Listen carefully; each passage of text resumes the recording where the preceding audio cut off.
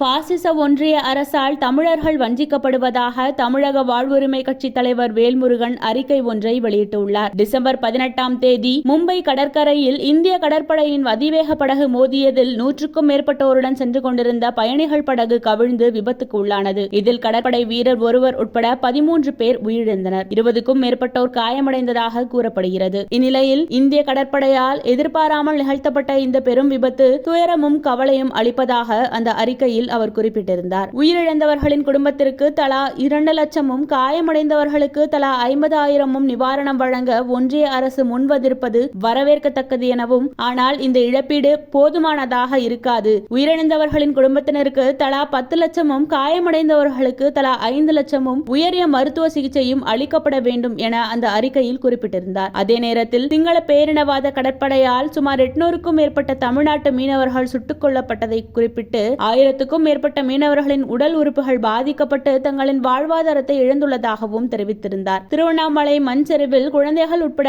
7 பேர் பலியானதை குறிப்பிட்டு ஆண்டுதோறும் மழை வெள்ளம் உட்பட இயற்கை பேரிடர்களால் ஏராளமானோர் தமிழ்நாட்டில் உயிரிழந்திருக்கின்றனர் என்று வருத்தம் தெரிவித்திருந்தார். இந்தியா தனது தாய்நாடு, இந்தியர்கள் அனைவரும் என் உடன்பிறந்தோர் என்று நெஞ்சில் வைத்து நாம் பள்ளியில் இருந்தே உறுதியேற்றோமே, அந்த தாய்நாடுதான் ஆந்திராவில் 20 தமிழர்களை சுட்டுக் கொன்றது. இந்த பெரும் துயருக்கெல்லாம் இதுவரை இரங்கல் தெரிவிக்காத பாசிச மோடி அரசு பாதிக்கப்பட்ட தமிழர்களுக்கு எவ்வித நிவாரணமும் கொடுக்க முன்வரவில்லை. தினசரி தமிழ்நாட்டு மீனவர்கள் மீது தாக்குதல் நடத்தி வரும் சிங்கள பேரினவாத கடற்படைக்கு ஒரு கண்டனமும் கூட தெரிவிக்கவில்லை. குறிப்பாக வயிற்று பிழப்புக்காக மீன்பிடிக்க செல்லும் நமது மீனவர்களை குருவிகள் போல வேட்டு நாட்டவன் சுட்டுக் கொள்வதை பற்றி ஒன்றிய அரசுக்கு எந்தவித கவலையுமே இல்லை. நம் கண்முன்னேயே நமது இரத்த உறவுகள் குண்டு வீசி கொல்லப்படுகிறதே என வாய்விட்டு கண்ணீர் விடக்கூட நமக்கு உரிமை இல்லை. இந்தியர்கள் என்று தமிழர்களாகிய நாம் நம்மை நினைத்துக் கொண்டாலும் தமிழர்கள் இந்தியாவில் மட்டுமல்ல உலகின் எப்பகுதியில் இருந்தாலும் அனாதைகள்தான் என்பதை மோடி அரசின் சமீபத்திய நடவடிக்கைகள் தெளிவுபடுத்தி வருகின்றன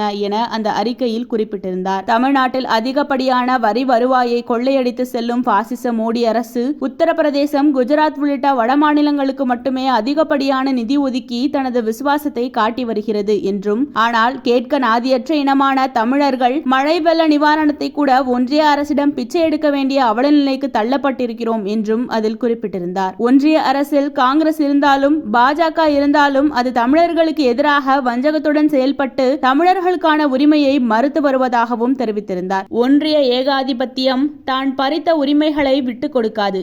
ஒன்றிய ஏகாதிபத்தியத்தின் இருபெரும் கட்சிகள் பாஜகவும் காங்கிரசும். இவை பாரத மாதாவின் பிள்ளைகள், தமிழர்களின் பகைவர்கள். அன்று இங்கிலாந்தின் காலனியாக இருந்தது தமிழ்நாடு, இன்று ஒன்றிய அரசின் காலனியாக இருக்கின்றது தமிழ்நாடு. அவ்வளவுதான் வேறுபாடு என அந்த அறிக்கையில் குறிப்பிட்டிருந்தார்.